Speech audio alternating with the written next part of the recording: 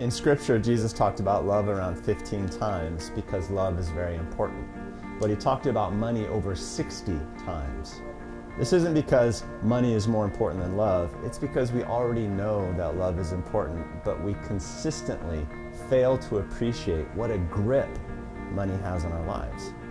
For most people, money is plainly the Lord of their lives, meaning what you do, where you live, who you interact with, how you interact with them is often dictated to you by your money concerns. And we almost never even think about it. We'll say, oh, we're not about the money, but on the other hand, we'll just pick up and move and disrupt all of our loving relationships to take a higher paying job somewhere, something like that. Money probably runs a huge portion of your life. And Jesus just wants us to understand, money is usually the way the world controls you.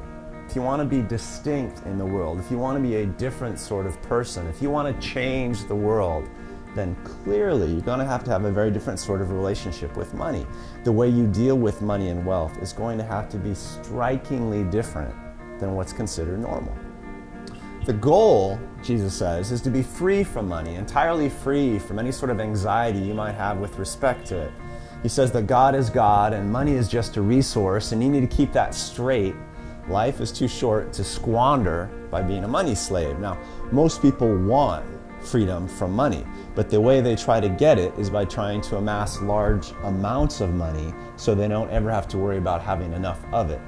But if you're doing this, you're still money's hostage, and you'll probably spend huge chunks of your life serving it. And Jesus says that's a fool's game. But how do you get free from money? You got to deal with it somehow. You got to pay the bills. Well, Jesus has a lot to say about that, actually, and it's pretty comforting.